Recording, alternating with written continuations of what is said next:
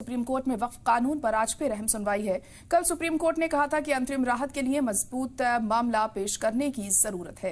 कल अर्जी गुजार की बात को सुप्रीम कोर्ट ने सुना। कपिल सिब्बल ने वक्फ कानून की मुखालफत में रखी थी दलीलें। दरअसल सुप्रीम कोर्ट में वक्फ कानून 2025 की संवैधानिक वैधता को चुनौती देने वाली अर्जियों पर मंगल को सुनवाई हुई।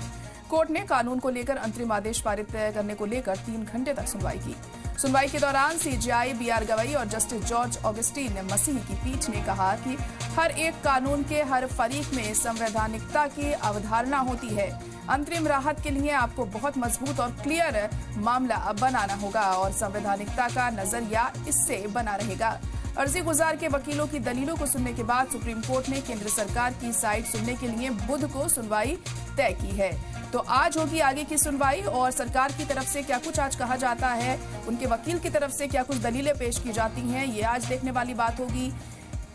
कल अर्जी गुजार की तरफ से तमाम दलीलें रखी गई थी, अपनी बात रखी गई थी, मजबूती के साथ अपना मौकिफ रखा गया था उनकी तरफ से और आज सरकार की तरफ से अपनी बात यहाँ रखी जाएगी। उनके वकील क्या कुछ आज कहते हैं कोर्ट में, ये बहुत अहम होगा यहाँ पर देखना। और हमारे नुमाइंदा अरविंद सिंह इस वक्त जुड़ चुके हैं।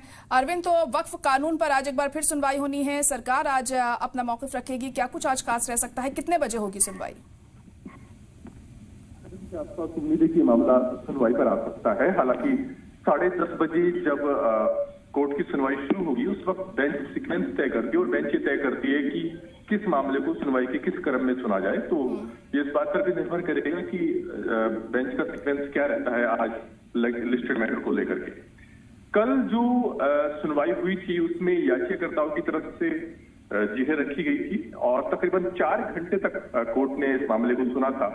और इस मामले में जो याचिकाकर्ताओं की तरफ से वरिष्ठ वकील कपिल सिब्बल, अभिषेक मनु सिंघवी, इसके अलावा सीयू सिंह और हुजैफा अहमदी, इन सब वकीलों ने अपनी बात रखी थी और अभी इस बिंदु पर धीरे सुन रहा है कि क्या इस कानून के अमल पर रोक लगनी चाहिए या नहीं।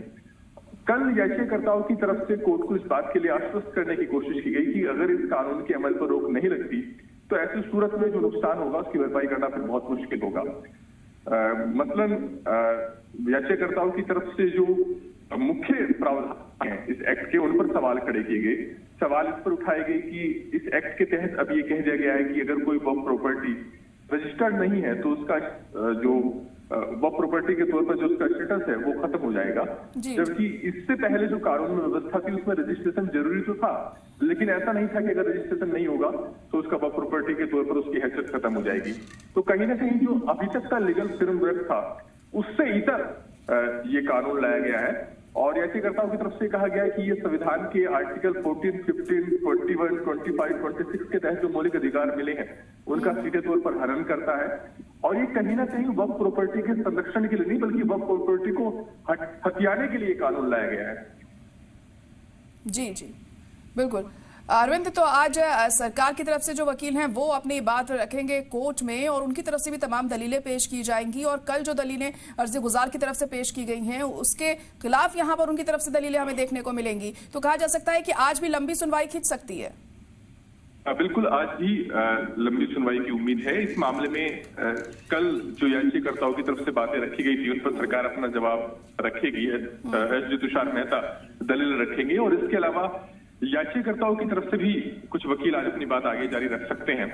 और जब सरकार की तरफ से एस जी तुषार मेहता अपनी बात रख लेंगे उसके बाद एक बार फिर से याचिकाकर्ताओं को उसका प्रत्युत्तर जो के तौर पर दलील रखने का मौका मिलेगा। तो मुझे लगता है कि आज भी लंबी सुनवाई चलेगी और उसके बाद उम्मीद कि कोर्ट इस मामले में अंतरिम राहत की जो मांग है उस पर सुरक्षित रखता है सुनवाई पूरी करने के बाद। जी जी चलिए ठीक है, बहुत शुक्रिया अरविंद सारी जानकारी के लिए।